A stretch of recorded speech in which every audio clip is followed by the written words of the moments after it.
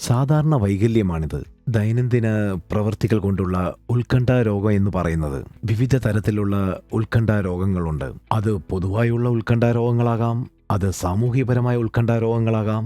ഇതിന് കാരണമാകുന്ന ഘടകങ്ങൾ വീണ്ടും ഞാൻ സൂചിപ്പിച്ചതുപോലെ അടിസ്ഥാനപരമായി സ്ട്രെസ്സാണ്.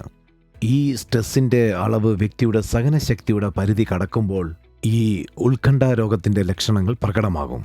രണ്ടാമത്തെ പ്രധാന ഘടകം, അതായത് ഈ ഉത്കണ്ഠ രോഗത്തിനുള്ള കാരണങ്ങളെന്ന് പറയണമെങ്കിൽ അത് പേഴ്സണാലിറ്റി ഫാക്ടേഴ്സാണ്.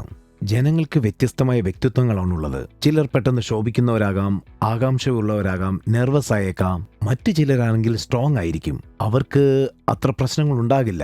വ്യക്തിഗതമായ ഏറ്റക്കുറവുകൾ, ഈ ഏറ്റക്കുറവുകളോടെയാണ് അവർ ജനിക്കുന്നത് തന്നെ. എന്നാലും ഇതെല്ലാം തന്നെ നമുക്ക് പല മാനേജ്മെന്റ് ടെക്നിക്കുകളും തെറാപ്പികളും കൊണ്ട് ഒരു വ്യക്തിക്ക് ഇതിൽ നിന്നെല്ലാം മോചനം നേടാനാവും. സാമൂഹ്യപരമായ ഉത്കണ്ഠ രോഗം എന്നത് ബേസിക്കലി ഈ ഉത്കണ്ഠ രോഗം ശീലിച്ച സ്വഭാവങ്ങളാണ്. ഇപ്പോൾ ഒരു ഉദാഹരണത്തിന്, ഒരാൾക്കൊരു കാര്യം അവതരിപ്പിക്കാനുണ്ട്.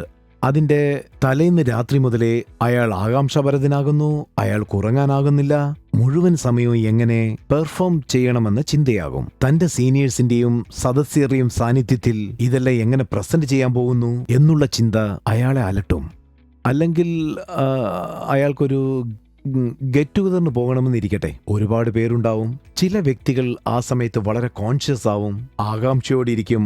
അവർക്ക് സാമൂഹിക സമ്പർക്കം ആസ്വദിക്കാനാവുന്നില്ല, അവർക്ക് പാർട്ടി എൻജോയ് ചെയ്യാനാവുന്നില്ല, വിശ്രമിക്കാനും കഴിയുന്നില്ല. ചിലപ്പോഴവർ വാക്കുകൾക്ക് വേണ്ടി പരതാൻ തുടങ്ങും, അവർക്ക് വിക്കലുണ്ടാകുന്നു. ഇതാണ് സാമൂഹ്യപരമായ ഉത്കണ്ഠ രോഗം. സോ ഇത്തരക്കാരെ സഹായിക്കാൻ വേണ്ടി ധാരാളം ചികിത്സകളുണ്ട്. സൈക്കോതെറാപ്പി ഉണ്ട്, കൗൺസിലിങ്ങും.